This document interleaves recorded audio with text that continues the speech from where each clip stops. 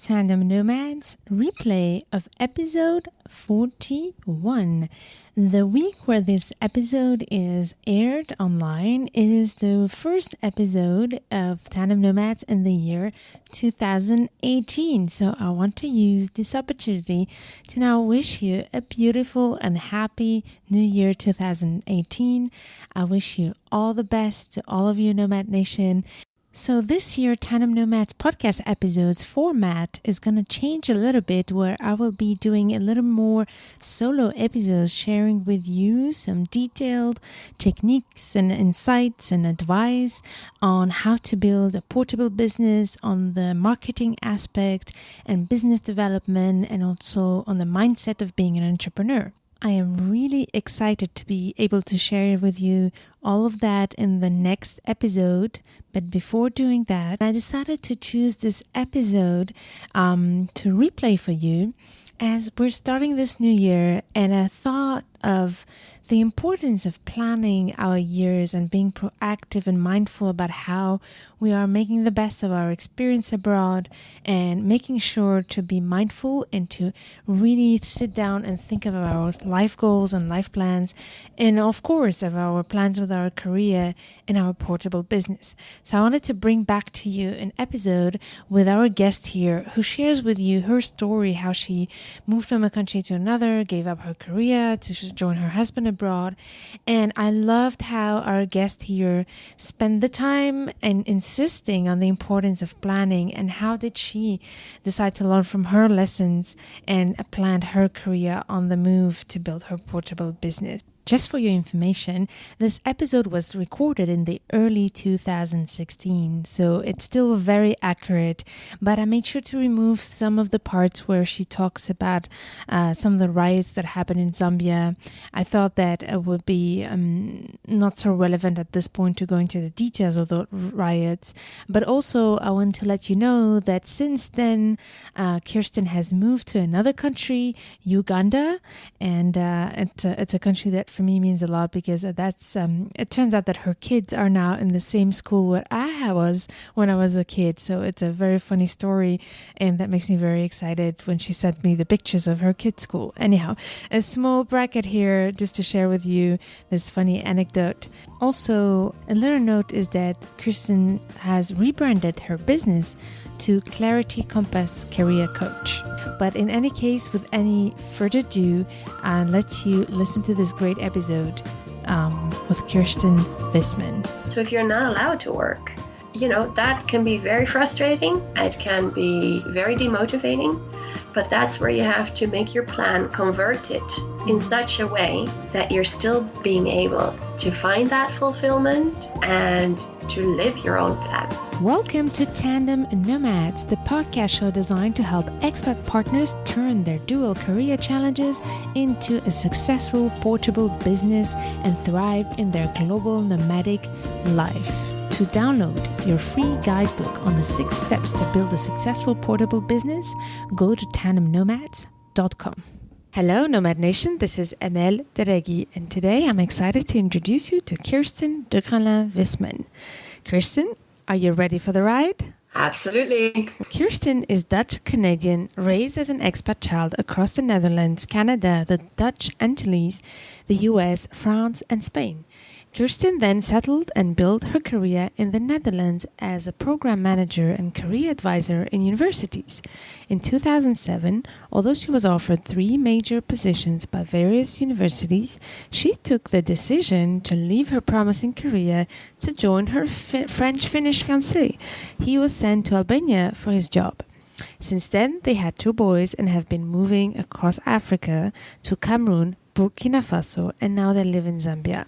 While moving from a country to another, Kirsten has been able to take few job assignments, but also trained to become a certified coach. Today, she is helping expat partners redefine their identity, rediscover their passion, and reconnect to a life and career they love. So, Kirsten, this is a short overview of who you are. Is there anything I missed? And tell us what's happening in your life today. I think you've captured it very well. I don't have much to add there at the moment. What's happening in our life at the moment is that we're in a bit of a rocky environment. Since last week, there's been quite a few riots which have a xenophobic tint to it, sadly. And there seems to be quite a bit of unrest around some mysterious and suspicious murders there. And the Zambians are revolting. So they're actually saying, what's happening isn't right, and what's the police going to do to stop it? But there's a bit of unrest going on, and at times it's very close to home. So, we deal with it. We try to explain it to the kids without too many details, and life goes on, but still. How do you deal with it, knowing that you live there, that's your home now? I think you take it with a grain of salt. It seems to be calming down this week. That's at least what I pick up. But last week, I wasn't having a great week, no. And it's very easy to then slip into the negative mindset, But Zambia is a great place to be, and I wouldn't want to leave here yet, but without jeopardizing anyone's safety, absolutely. And I think we're in a lot better position than many of the locals, sadly. I guess this is one of the benefits of being an expat. Well, thank you very much for sharing that. Take us to when you decided to join your husband abroad, and how did you make that decision? I joined my husband, who was my fiancé at the time, to go to Albania at the end of 2007. And to be honest, I didn't give it much thought. I realized that when he came home with the news the same day that I had 3 job offers that I really, really wanted to tell me that his job was going to take him to Albania, I had one day of just feeling really, really not feeling so great because I thought, oh my God, I've been working this network to get my own jobs organized for the last 10 months and it's actually happening.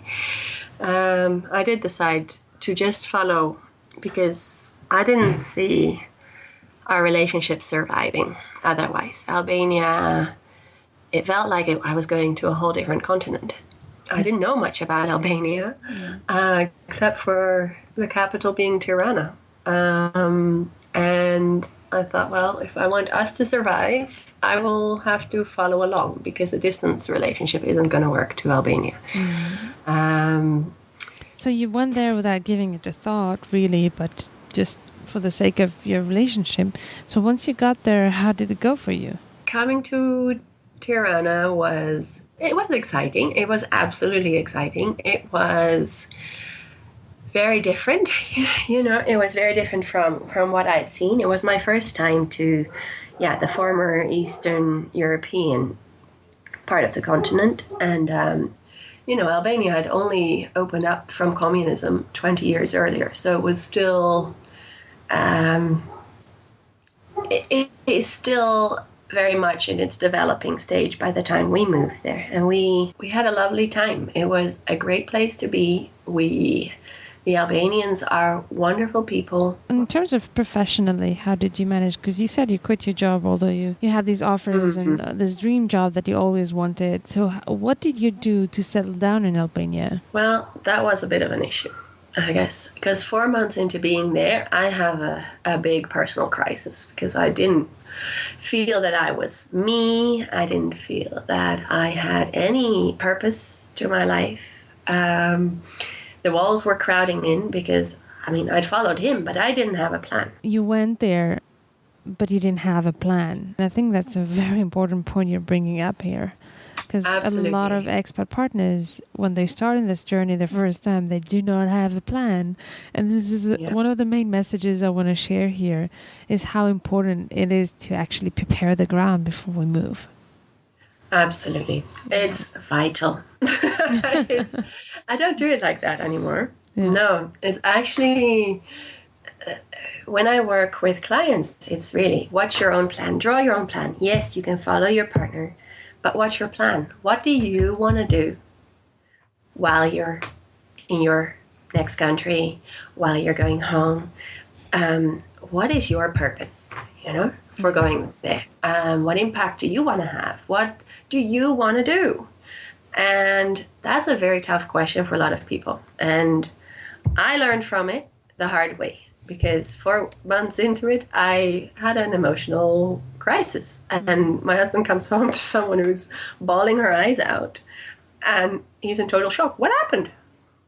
Well, the one question of what do you want to do changed everything, because within a week, I had enrolled in my coach training that I had wanted to do, and I was meant to do while working for the business school before. Mm-hmm. So I'm off to Finland, because that was the closest location where I could go and do the intense course. Once into it, I realized what I really, really wanted was becoming a certified coach. Okay. And to do that through, at that time, the only internationally recognized institution.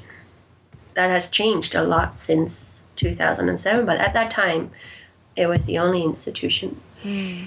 And they were an American coach university, yet they were spreading their wings worldwide, and they had the opportunity for me to follow their fast-track course in Helsinki. Okay. So that saved me a year of studies by going to Helsinki for 2 weeks. I had a whole fast-track training, very intensive, with me being the only foreigner in that program. So we had about 15 to 20 Finns participating and me. So that was a very interesting experience, also with respect to my husband being half Finnish. So for me, culturally, that was very interesting. Now, from there, besides doing my coach training and continuing that through distance learning over the years to follow, I also started working in Albania for the American university, one of them. Anyways, I had established a network. I thought, there's no way I cannot work in education. Education is my thing. And I had started networking at the universities there. I'd figured out which ones were international, because my level of Albanian was definitely not enough to get me by in a job at all. I learned a lot of Albanian while I was there, but no way I could do that, what I do.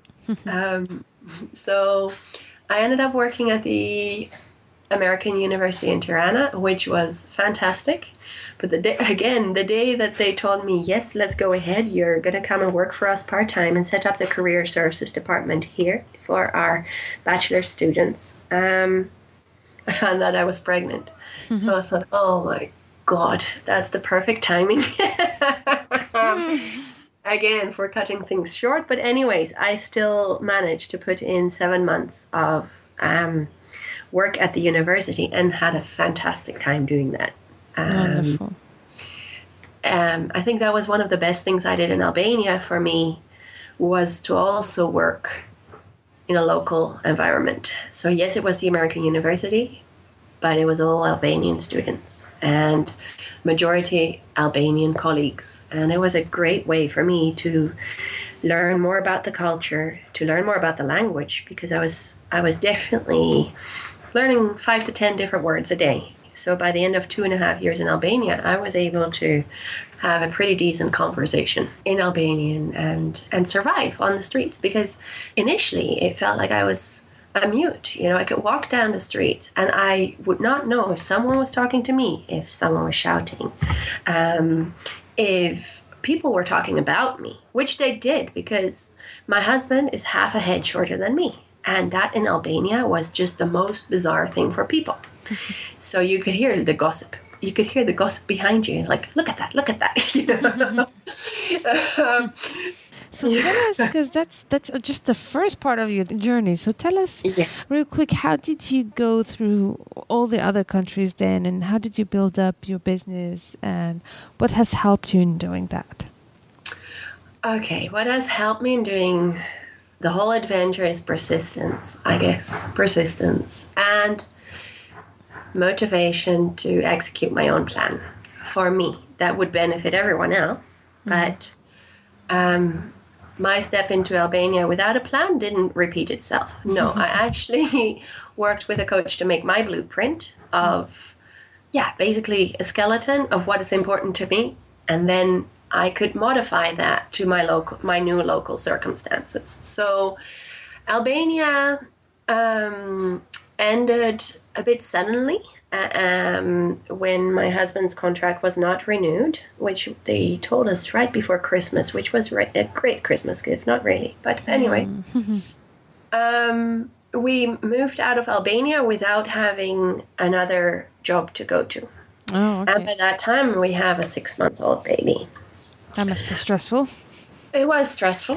Thank God for having great parents on both sides who supported us and who housed us and who took care of us. And that was quite impressive. And we're very grateful for that, together with some friends who allowed us to stay in their apartments or houses and things like that. But we ended up moving to Cameroon, which wasn't really my wish, but the economic crisis hit Europe really hard at that time. So there was no opportunities for us to stay. And Cameroon was it. And though I didn't want to go, I thought I've done Africa without kids professionally before. I never thought I'd bring my kids to Africa. But here I was, bringing my child back to Africa and to Cameroon. We moved to Yaoundé. I wasn't so excited about going. And then at the end of the first week, my husband has to go for a trip to the Congo. And he gets kidnapped in Kinshasa. Oh. So Okay. I definitely did not want to stay. But, I couldn't go back. There was no opportunities there either. So what do? You stay, even in a panic state like that, And that was in Kinshasa. It wasn't where we were living, but still, I didn't know anyone at that time. So I just met my neighbors, and thank God for those awesome neighbors, because they definitely took care of me, because I bolted to their house when I found out, and I was in a panic. Brought my little one around, and they just said, "Don't worry, we're going to take care of all of this." What was going to happen? On top of his colleagues, who also came around and said, "Look, it's all taken care of." And it was only for a day, which was lucky, but it was a bit of a scary ride for my husband. And did you stay then in Africa after that? We did. We stayed in Africa. We stayed in Cameroon for, again, a shorter period than we were supposed to, because, again, things didn't work out professionally for my husband. So we were actually deciding that, okay, we're heading back to Europe and we're going to stay in Europe. But the day that the container is supposed to be shipped off from Yaoundé to France, my husband gets the confirmation that he has a job in Burkina Faso. So we managed to call the port to stop the container being on bring that over back. Exactly. It was almost being loaded onto a container ship, but none. And we managed to stop it, and it was redirected to Burkina Faso instead. So we were in Burkina Faso for about 1.5 years, and we had our second baby at that time. I didn't deliver him there, but I had a taste of Burkina before I was born, had my baby in Europe, and came back to Burkina, which was culturally and people-wise an incredible experience. Climate-wise, my biggest enemy. I really struggled with that. I never knew how extreme heat would affect me. I thought I was always quite weatherproof, and up to 40 degrees I was fine. But with the extreme climate of Burkina for about 7 months per year, with temperatures above 40, my days were very short and my energy was just gone. So I wasn't a very happy person there, except super grateful for the wonderful people I met and the Burkina Faso. But coming to Zambia, where we are still today, thanks to those neighbors in Cameroon still, because our neighbors worked for Catholic Relief Services, and they did something for my husband and as in a recommendation that we didn't know about. So then this job came by and my husband applied, and they found a recommendation for him in their computer system. Yeah. So here we were. That was definitely with him getting the interview. He managed to get this job here, and Zambia has definitely been a place where I was able to reconnect with myself and really come up with a plan for what do I want. And I wanted my traveling business, and that's where we are. It's working. It's taken off this year, and it's been a lot of hard work, a lot of, again, motivation, persistence, and having my plan. I'd given myself a deadline. I said, if I want this business and if I want to pursue my coaching business, which is my portable career, I have to make it in Zambia. If I don't manage to make it in Zambia, I need to come up with a different plan. Mm-hmm. So I got down to getting more specialized because I loved career coaching, and I just wasn't certified to be a career coach. I am now. I started as soon as I got here. And thank God for distance learning and things like that. You know, have an internet connection, be able to download your classes, and you're pretty set. Yeah. So it's definitely, this is not at the time that I grew up as an expat child and there's no internet. Yeah, this is an important point you're bringing up here. If I try to, take away some of the lessons of your amazing adventure and journey, I think we insisted quite a lot on the fact of having a plan. That's one of the most important things for expat partners to do. Work on knowing what they want to do and where do they want to go with their life on the long term, not just locally and short term to those countries where we're going. And the second thing is how important it is to embrace technology and internet, which has made such a big difference for expat spouses. A huge difference. Absolutely. I think it allows you to do so much more and to be so much more than, let's say, 30 years ago. Definitely. It's, my husband's family, my parents-in-law, they were also living the expat lifestyle, and it was because my father-in-law was a wildlife conservationist. So, but they lived in the bush. Hey, they lived in the bush. Yeah. And I don't know how my mother-in-law survived that sometimes. It's crazy.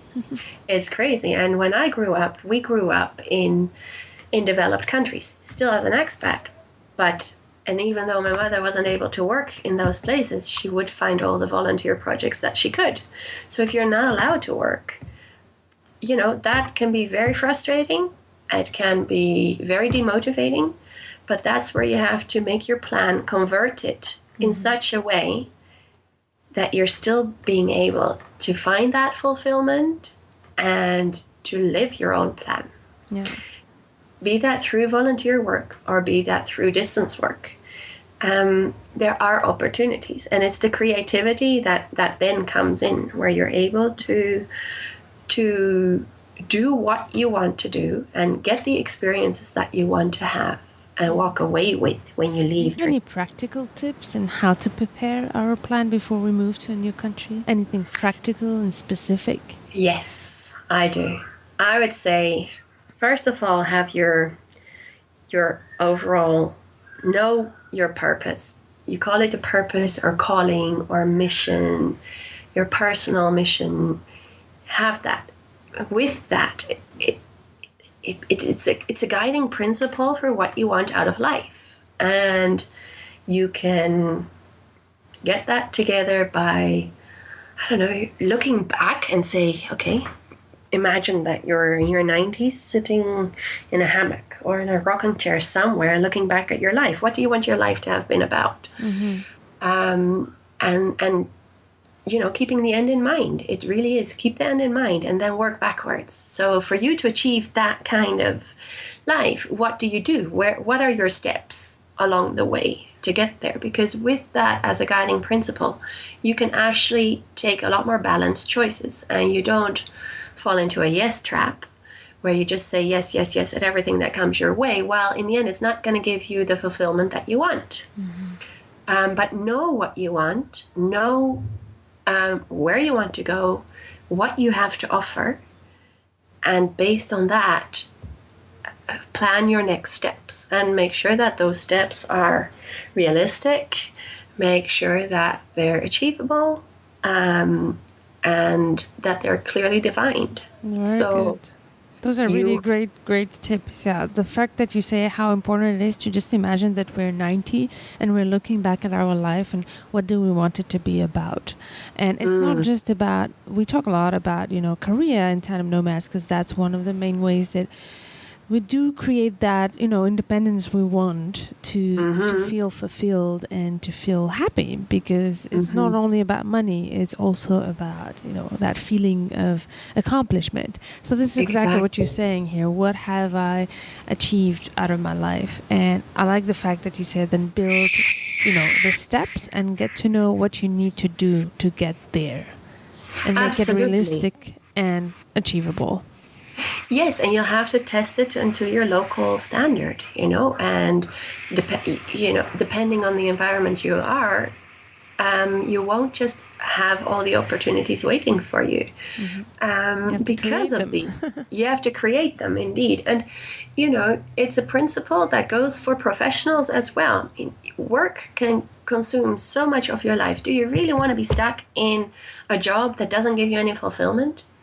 How is that gonna give you any happiness? How's that gonna how's that gonna have your life? Because you spend so much time in an office or traveling for work, going all over the place, yet you're not able to get any motivation from it. You're not able to get any energy from it. So even in that setting, I would always say, where do you want to go with your life? And with that, decide which job is right and is a stepping stone. It's about putting your stepping stones in place so that it actually guides you along.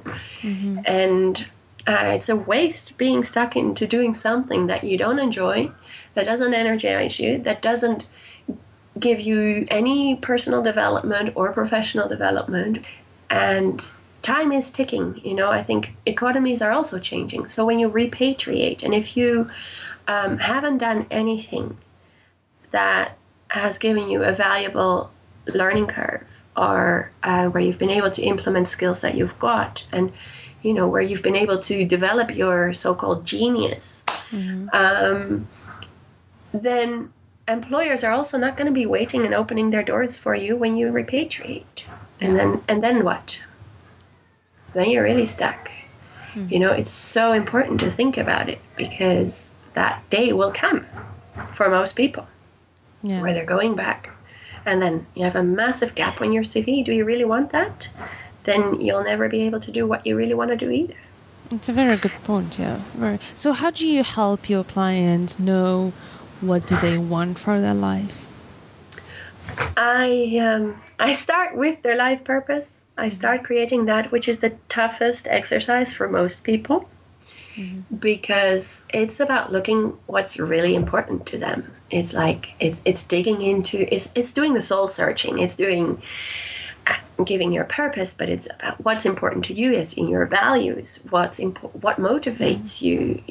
Part of it is money, but there's so much more towards motivation than just money. It gives you the lifestyle, but it's the inspiration. It's looking at your skills. Who are you with everything that you've accumulated over the years, be that through studies, be that through work experience, be that through life experience and volunteer work or student activities. All these things matter. And the key is to find a bit of a theme through there to guide them along in that discovery process to what is important. From there, it is defining then what fits that as a tool to get you to your vision, to your vision. Like you said, it's building the blueprint, right? Yeah, it's building that blueprint. And from that, you can start building your network. And thank God for social media. It's so vibrant and it's so valuable. If I see how powerful LinkedIn is in Africa, for example, job opportunities do come up a lot more easily for me, for example, here than in Europe. Very interesting, huh? Very interesting, because you're not part of the average professional. Coaching here in Africa, in Southern Africa, is a lot more known and a lot more popular than in other parts of Africa, for example. Though the world is ready for it here to get coaching, it's not something that they're fully familiar with yet. So I'm building and opening up doors here too. But it's amazing how, you've been talking about your challenges in Africa and how, despite the fact that you're enjoying it, the day-to-day life is not as easy as maybe in developed countries. But at the same time, and what I also noticed when I was living in developing countries, is the amazing opportunity it brings us to make a difference and to actually be different and bring new services and open new doors in areas that are not familiar in those countries. So it's a great opportunity to be able to live there and do that. Yes, I agree. I think it's been a great opportunity for me because it's given me the space to gain a lot of valuable experience in an area that's very popular in the Americas or in Europe or Asia, where there's more funding, where there's more people have access to more money. So these services are a lot more common knowledge. While here I've absolutely seen it as an opportunity for me to grow professionally and personally. And I'm not sure I would have had that same steep growth track if I had stayed in Europe. It's just very empowering, and that's what I do with the coaching. It's empower people to take control of their own lives. And it takes guts to follow your partner around and be a nomad, a tandem nomad. It takes guts. It takes a lot of courage, and it's not always an easy ride. And not everyone will understand that it's not an easy ride, except when you're in it. And and that's where I help people along. And it is about learning to adapt to change. It's about self-empowerment, and it's about regaining a sense of direction in your life. That's your own, while you tandem along. Wonderful. This is an amazing way to actually start ending this interview. I love the way you just summarize it, that it does take guts, and that the whole journey is about finding our path and, how we can make a difference and how we can be happy while traveling the world. And I really love the way you summarized it.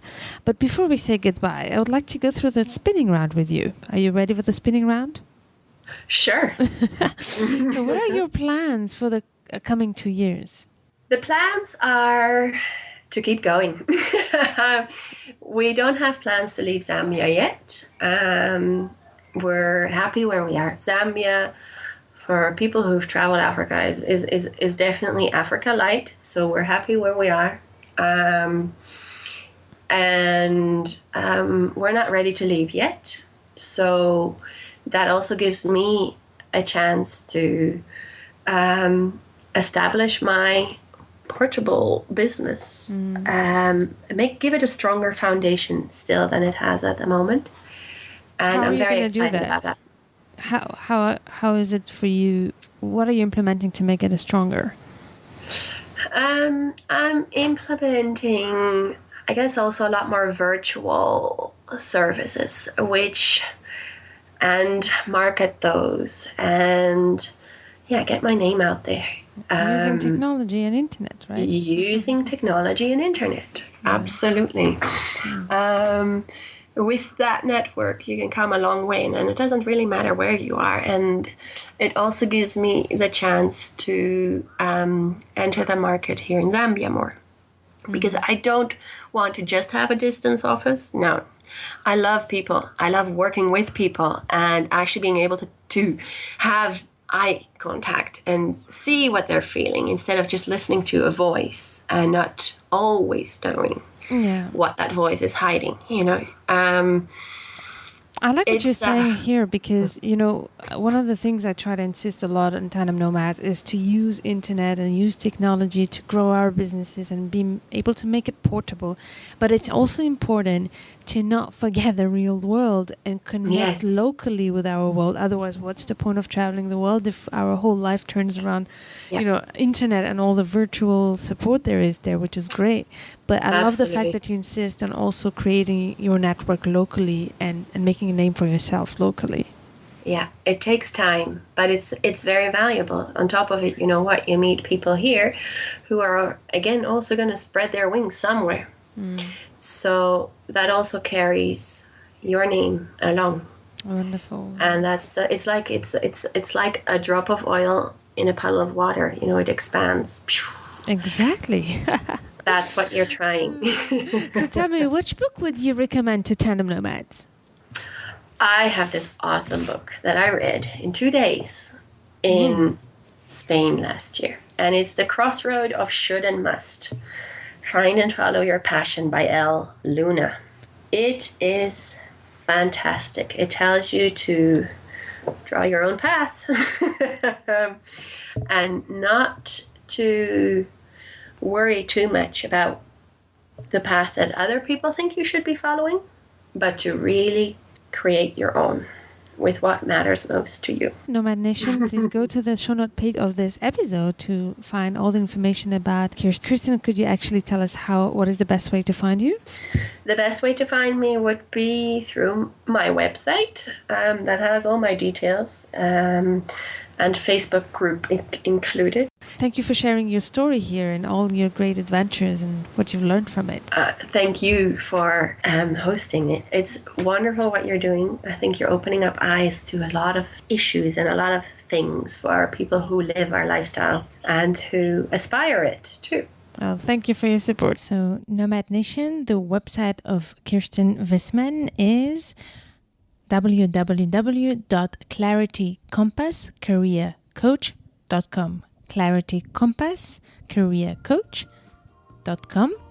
And on this webpage, you will also find the link to download Kirsten Visman's free guidebook to be able to build your plan and make the changes you want for your life and your career. To connect with other expat partners from around the world and share great inspiration and tips together, join us on our private Facebook group. Go to facebook.com and join Tandem Nomads group.